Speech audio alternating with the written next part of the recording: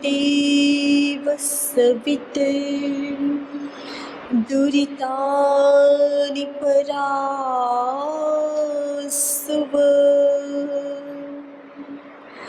यद्भद्रं तन्न आसुव।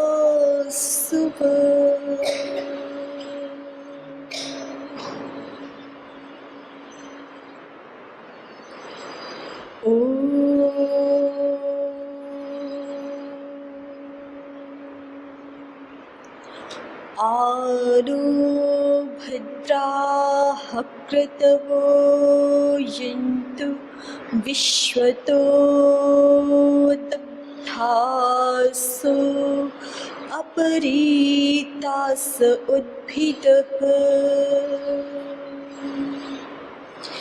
देवानो यथा वेदसामसद्वृधे असन्नप्रायुवो रक्षितारो दिवे दिवे असन्नप्रायुवो रक्षितारो दिवे दिवे।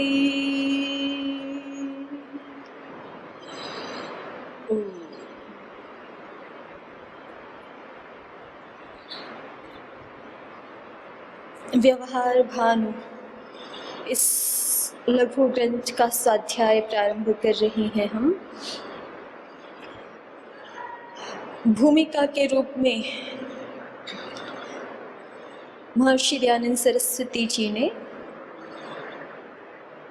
इसके विषय का यहाँ पर निरूपण किया है कि सभी मनुष्यों को उत्तम शिक्षा हो सके, उत्तम व्यवहार की शिक्षा, संस्कार की शिक्षा, सुशीलता सब मनुष्यों के भीतर जिस प्रकार से समाविष्ट हो सके, उस प्रकार के लिए क्या साधन है, क्या उपाय है, उसका यहाँ पर वर्णन कर रहे हैं।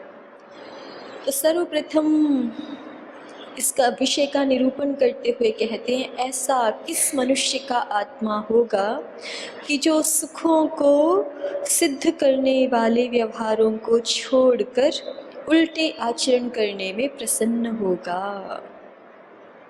क्या यथा योग्य व्यवहार किए बिना किसी को सर्व सुख हो सकता है?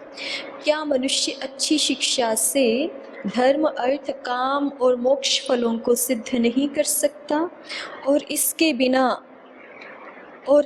बिना पशु के समान होकर दुखी नहीं रहता है? जिसलिए सब मनुष्यों को सुशिक्षा से युक्त होना अवश्य है। इसलिए यह बालक से लेकर वृद्ध पर्यंत मनुष्यों के सुधार के अर्थ व्यवहार संबंधी शिक्षा का विधान किया जाता है। अर्थात ऐसा कह रहे हैं कि प्रत्येक मनुष्य का आत्मा ऐसा ही है स्वभावतः कि सुखों को सिद्ध करने वाले व्यवहारों से ही प्रसन्न होता है। उल्टे आचरण करने से वस्तुतः मनुष्य को किसी का भी अंतरात्मा प्रशांत नहीं रहता। जो मनुष्य उल्टे कर्मों में प्रयुक्त होते भी हैं तो फिर उनका मन हमेशा अशांत, बेचैन ये बना ही रहता है ना। कोई अनर्थ तरीके से घर में पैसा लेकर के भी आ जाए तो भी उसके मन में शांति तो फिर नहीं होती, संतोष नहीं होता। वो जिसको कहते हैं शांति से विश्राम भी नहीं कर सकता, नींद भी नहीं ले सकता, ऐसी स्थिति हो जाती है फिर। तो किसी भी मनुष्य का आत्मा ऐसा होता नहीं है। बाहर से लोग जो है वो बहुत बार अपनी बड़ाई के लिए या अपने दुराग्रह के कारण से उल्टे काम करने में प्रवृत्त तो हो जाते हैं और उसी को अपना जो है वो जैसे समाज में होते हैं ना कुछ दंगे करने वाले लोग, या कुछ जो है वो बाहुबली जैसे लोग, कि वो ये मानते हैं कि हाँ हम जो है वो दूसरों को दबा के रखेंगे, दूसरों का शोषण करेंगे, उन पे अत्याचार करेंगे तो ही जो है हम, लेकिन वो भी भीतर से जानते होते हैं कि वो ठीक नहीं कर रहे। भीतर से तो उनको भी डर लगा रहता है कि जब वो ऐसा व्यवहार करते हैं और अपने हजारों शत्रु बना लेते हैं तो उनका भी तो जीवन कितना अनिश्चित होता है ना, कि कभी भी कोई भी आकर के कहीं से भी उनको भी मार सकता है, उनको ख़त्म कर सकता है, उनके परिवार को हानि पहुंचा सकता है। अनेक प्रकार की संभावनाएं ऐसे बनी रहती है। तो वस्तुतः बात यही है कि मनुष्य का आत्मा ही सत्य का जानने वाला है। प्रत्येक मनुष्य का आत्मा, चाहे हम उस सत्य की आवाज़ को दबा दें और चाहे हम उसे सुने, उसके अनुसार जीवन चलाएं, ये तो हमारी स्वतंत्रता है। लेकिन ऐसा नहीं होता कोई भी मनुष्य की जिसको पता ना हो कि अच्छा क्या है और बुरा क्या है, सत्य क्या है और असत्य क्या है। कोई छोटा बालक भी होता है, 4-5 साल का भी बालक, उसको भी पता है कि सत्य क्या है, असत्य क्या है। उसको भी पता है कि सच ही बोलना चाहिए, झूठ नहीं बोलना चाहिए। झूठ बोलता है तो वो कहीं ना कहीं, क्योंकि उनको तो छुपाना भी नहीं आता रहता छोटे बालकों को, तो फिर झूठ बोलते हुए वो सकुचा जाते हैं। तो पता ही चल जाता है, माँ को तो बिल्कुल ही पता चल जाता है कि हाँ अब जो है वो ये सही नहीं बता रहे, मुझे पता चल जाता है ना। तो स्वाभाविक रूप से भगवान जी ने हमें इतना बड़ा एक सामर्थ्य दिया है, हमारी अंतरात्मा में ही ये योग्यता है कि हम सत्य और असत्य को पहचानते हैं। अब सत्य और असत्य को पहचान करके फिर ये, चूंकि मनुष्य जन्म है और मनुष्य जन्म में कर्म का स्वातंत्र्य है, कर्म का स्वातंत्र्य है ना, कि हम जैसा करना चाहें वैसा कर सकते हैं। कर्म का ही स्वातंत्र्य है, फल का स्वातंत्र्य नहीं है।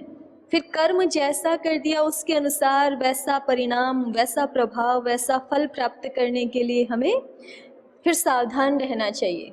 कर्म में तो स्वातंत्र्य प्रदान किया गया है, लेकिन फल प्राप्ति में स्वातंत्र्य नहीं है।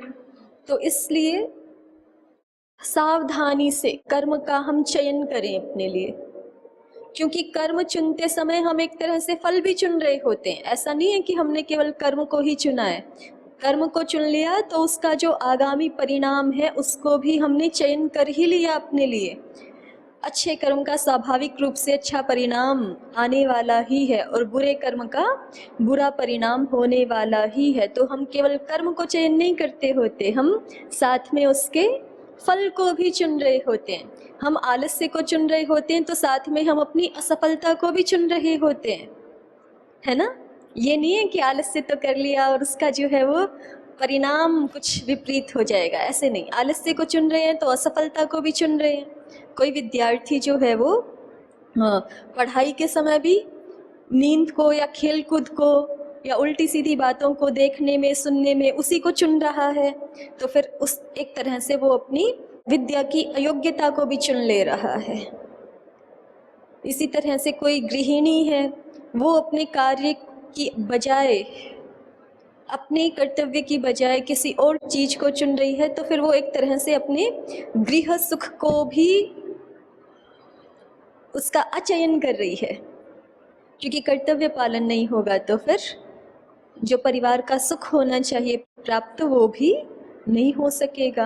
तो कर्म के साथ उसका परिणाम, उसका फल जुड़ा हुआ है और ये हमारे ऊपर है, ये हमारा स्वातंत्र्य है। भगवान जी अभी हाथ नहीं पकड़ रहे किसी का, नहीं पकड़ते हैं ना, थोड़ा सा पकड़ते हैं, हृदय में आवाज देते हैं कि ये करने योग्य है, ये नहीं करने योग्य है। अब उसको, जो उनकी आवाज को सुनता है तो फिर आगे आगे हर बार उसको वो आवाज और प्रखरता से सुनाई पड़ती है, और अच्छी तरह से सुनाई पड़ती है और उसको रोक देती है बुरे मार्ग में जाने के लिए।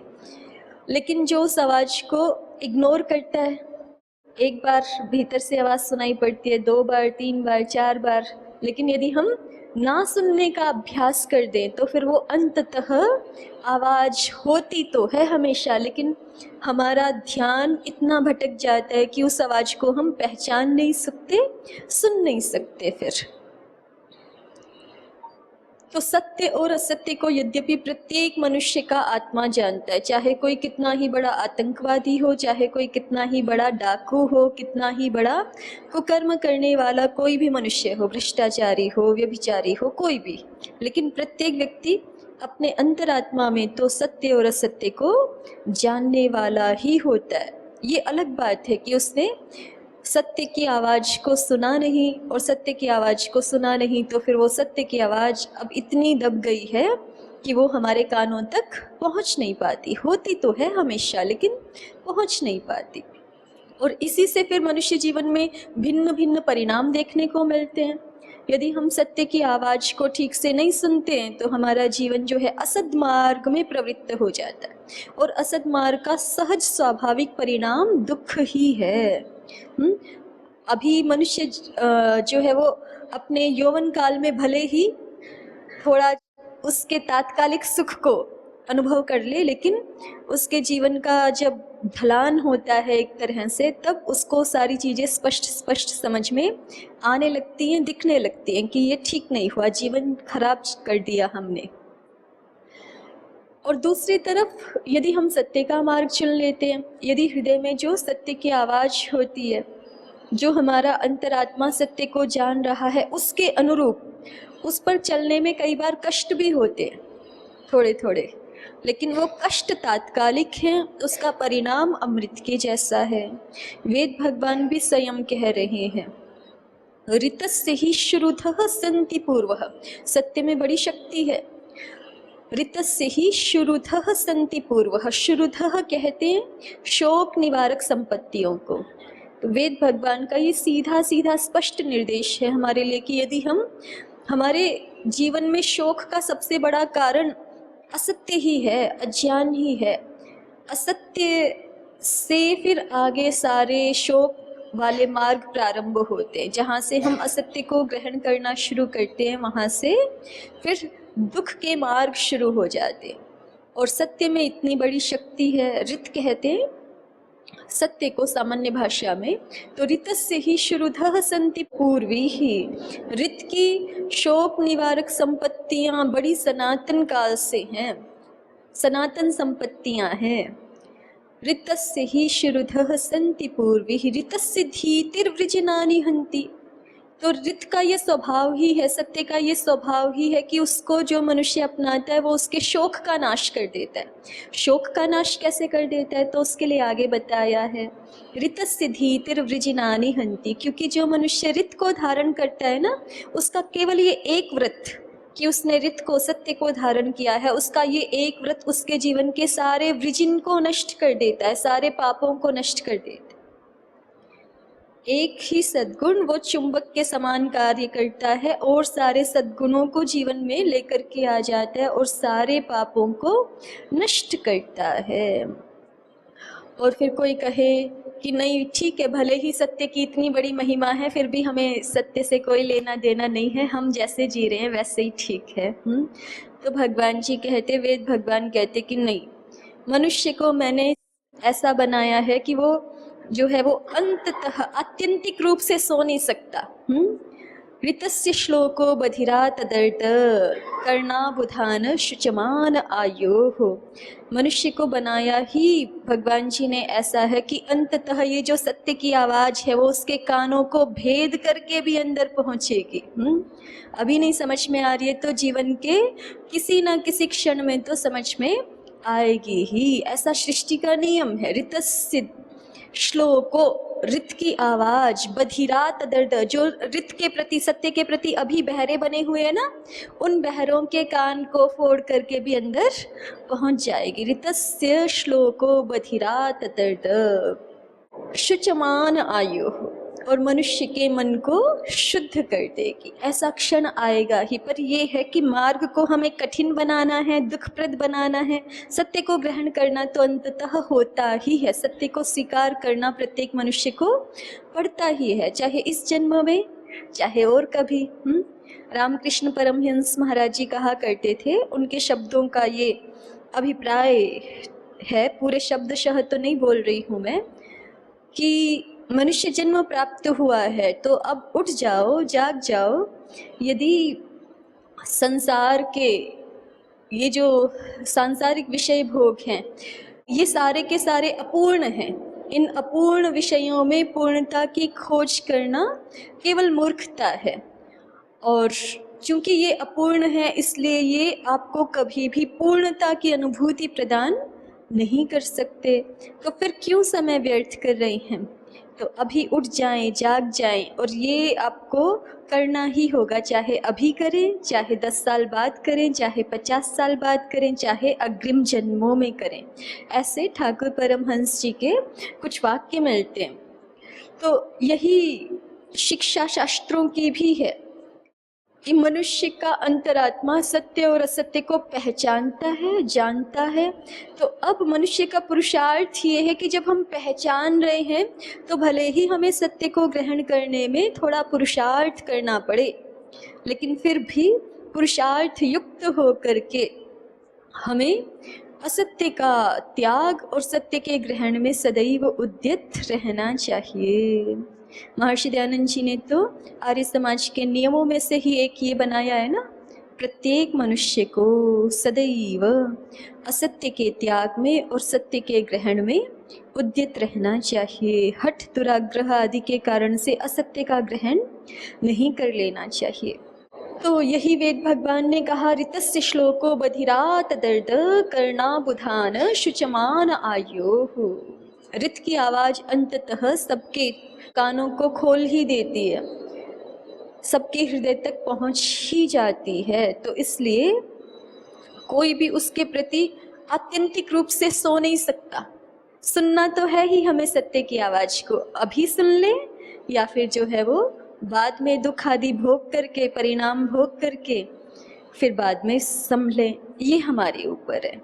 इसी बात को महर्षि दयानंद जी भी यहाँ पर वर्णन कर रहे हैं कि ऐसा किस मनुष्य का आत्मा होगा कि जो सुखों को सिद्ध करने वाले व्यवहारों को छोड़ करके उल्टे आचरण करने में प्रसन्न होगा। कि वास्तव में ऐसा कोई होता नहीं है। फिर उल्टे आचरण क्यों करते हैं? जब उल्टे आचरण करने में प्रसन्नता नहीं होती तो स्वभाववशात करते, पूर्वाभ्यास वशात करते हैं, पूर्व संस्कार बने हुए हैं, इसलिए वो सरल लगता है किसी किसी को उल्टा करना।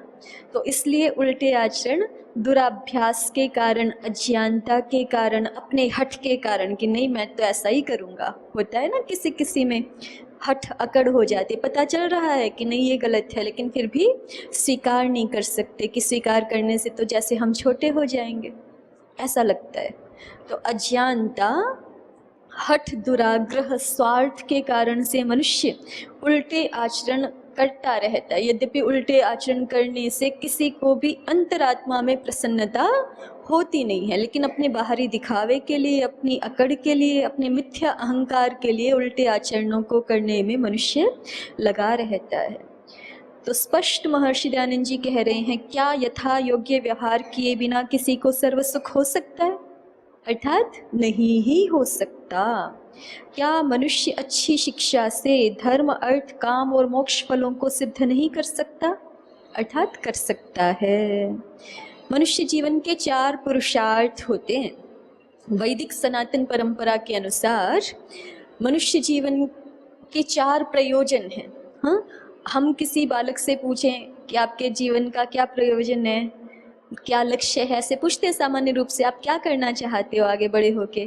जैसा उन्होंने सुन रखा है अपने परिवेश से वैसे बताते हैं। कोई बताते हैं कि हम अध्यापक बनेंगे, कोई हम इंजीनियर बनेंगे, कोई हम पायलट बनेंगे आदि, ऐसे अलग अलग बताते हैं।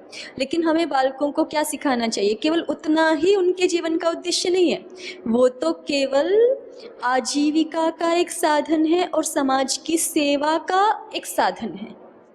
जो बताते हैं ना बालक कि हम ये बनेंगे बड़े होकर के, वो तो केवल कितना है कि भाई उससे यदि वो आगे गृहस्थ आदि आश्रम में प्रवेश करते हैं तो उनको आजीविका का कोई ना कोई साधन चाहिए ना गृहस्थ आश्रम के पालन के लिए। और जब गृहस्थ आश्रम में होते हैं तो हम बहुत सारे समाज के जनों से उपकृत होते हैं। तो जब हम उपकृत हो रहे हैं तो हमें भी समाज का किसी ना किसी रूप में उपकार करना ही चाहिए। ये हमारे ऊपर कर्तव्य होता है, ये हमारे ऊपर ऋण होता है। तो इससे कि कोई डॉक्टर बनेगा, कि कोई इंजीनियर बनेगा, कि कोई वैद्य बनेगा, कि कोई शिक्षक बनेगा आदि, इन सब कार्यों से तो क्या होता है? केवल ये आजीविका निश्चित हो जाती है किसी व्यक्ति की, उसका साधन निश्चित होता है और समाज की सेवा का साधन निश्चित होता है। लेकिन वस्तुतः बालकों को ये पता होना चाहिए कि उनके जीवन का उतना ही लक्ष्य नहीं है। मनुष्य जन्म प्राप्त हुआ है तो उसके 4 लक्ष्य शास्त्रों ने बताए हुए कि उसमें धर्म की भी सिद्धि होनी चाहिए, उसमें अर्थ की भी सिद्धि होनी चाहिए, उसमें काम की और उसमें मोक्ष की सिद्धि होनी चाहिए। इसको वैदिक परंपरा के अनुसार एक नाम देते हैं, पुरुषार्थ चतुष्टय। क्या बोलते हैं? पुरुषार्थ चतुष्टय। मनुष्य जन्म के ये 4 पुरुष हैं। पुरुषार्थ, इस शब्द को देखिए, इसमें 2 शब्द मिले हुए हैं ना, पुरुष और अर्थ। ठीक है, पुरुष माने मनुष्य मात्र, उसमें स्त्री पुरुष का ऐसा कुछ भेद नहीं है। पुरुष माने मनुष्य मात्र, उसके 4 अर्थ हैं। अर्थ माने प्रयोजन। अर्थ शब्द के बहुत सारे अर्थ होते हैं, उसमें से एक अर्थ है प्रयोजन। तो मनुष्य जन्म का प्रयोजन, मनुष्य जन्म क्यों मिलता है किसी को, मनुष्य जन्म की सफलता कैसे होती है, तो उसके लिए हमारे शास्त्रों ने बताया कि यदि कोई मनुष्य धर्म, अर्थ, काम और मोक्ष इन 4 को सिद्ध करता है तभी उसका मनुष्य जन्म लेना सफल होता है, पूर्ण होता है। तो प्रत्येक बालक को ये ज्ञात होना चाहिए, उसको इतना ही नहीं पता होना चाहिए कि हाँ मैं बस डॉक्टर बन गया तो हो गया मेरा काम। नहीं, जीवन में धर्म भी होना चाहिए, जीवन में अर्थ की सिद्धि भी होनी चाहिए, और फिर धर्म और अर्थ धर्म पूर्वक, देखिए क्रम भी यहाँ बहुत विशेष है, धर्म, अर्थ, काम और मोक्ष। तो सबसे प्रथम स्थान किसको दिया जा रहा है? धर्म को। जीवन में, मनुष्य के जीवन में मनुष्यत्व है, ये किससे पहचाना जाएगा? धर्म से। यदि धर्म नहीं है तो मनुष्यत्व नहीं है, बस मनुष्य का आकार प्रकार प्राप्त हो गया है। यदि धर्म नहीं है तो मनुष्यत्व नहीं है। देवत्व तो फिर आगे की बात है, ऋषित्व तो आगे की बात है, मनुष्यत्व भी नहीं है यदि धर्म नहीं है तो। ठीक है, अब धर्म क्या है तो उसको मनु महाराज जी ने मनुस्मृति में बहुत अच्छे से बताया है कि धर्म ये वाला धर्म नहीं है कि ईसाई और हिंदू और मुस्लिम और जैन और बुद्ध, ये वाला नहीं। धर्म क्या है? धारणा धर्म। धारण करने से धर्म होता है। अब धारण करने योग्य क्या है तो उसको हमारे इस प्रश्न का सरलता से समाधान कर दिया मनु महाराज ने। धृति, क्षमा, दमोस्तेयम, शोचम, इंद्रिय निग्रह, धीर, विद्या, सत्यम, क्रोधो, दशकम धर्म लक्षणम। मेरे साथ बोलिए एक बार। धृति, क्षमा, दमो, अस्तेयम, शोचम, इंद्रिय निग्रह, धीर, विद्या, सत्यम, अक्रोधो, दशकम धर्म लक्षणम। ये 10 धर्म के लक्षण हैं। ये 10 गुण जिस मनुष्य में होंगे उसके जीवन में धर्म प्रतिष्ठित है। ये चिन्ह है। लक्षण माने चिन्ह, जिससे पहचानते हैं। ठीक है, जैसे किसी का घर हमें पता नहीं है, हमें उसके घर पहुंचना है तो हम आसपास पहुंच के पूछते हैं ना किसी से कि भाई इनके घर जाना है, हमें इनके घर का पता क्या है, तो वो दिखा देते कि देखो जिस पे वो ध्वजा फहरा रही है वो वाला। तो जो ध्वजा फहरा रही है ये दिखा दिया, तो वो ध्वजा क्या हो गई? लक्षण। ठीक है, तो ध्वजा को देख के जैसे हम घर को पहचान गए लक्षण को देख करके, ऐसे ही किसी मनुष्य के जीवन में धर्म है, ये मनुष्य धार्मिक है। कैसे पहचाने कि वो पूजा पाठ करता है? ये नहीं बताया मनु महाराज जी ने कि वो सुबह उठकर देवताओं की पूजा करता है उतने से धार्मिक होता है, वो नहीं बताया है ना। कि वो तिलक लगाता है, कि वो विशेष प्रकार के वस्त्र आभूषण पहनता है, ये सब नहीं बताया। यद्यपि ये भी धर्म के बाह्य प्रतीक हैं, है ना, लेकिन धर्म का वास्तविक स्वरूप आंतरिक स्वरूप है। बाहर से तो सब कुछ करें, लेकिन यदि जीवन में ये 10 गुण नहीं हो, कौन कौन? धृति, धृति माने धैर्य, धृति, क्षमा, कितना बड़ा तत्व है ये। धृति, क्षमा, दमः। दमः माने अपनी इंद्रियों को विपरीत मार्ग में ना जाने देना। कभी इंद्रियों में धर्म विरुद्ध इच्छाएं उत्पन्न हो तो वहां ना जाने देना। दमः अस्तेयम। और किसी के पास कुछ है, भगवत कृपा से किसी को कोई संपत्ति प्राप्त हुई है तो उसको लोष्टवत समझना, उसके प्रति हमारे मन में कोई मन से भी कि ये हमें मिल जाए ऐसा भाव ना होना। बिना पुरुषार्थ के कोई वस्तु प्राप्त करने का भाव ही ना होना, इसको कहते हैं अस्तेय। अस्तेय माने अचौर्य।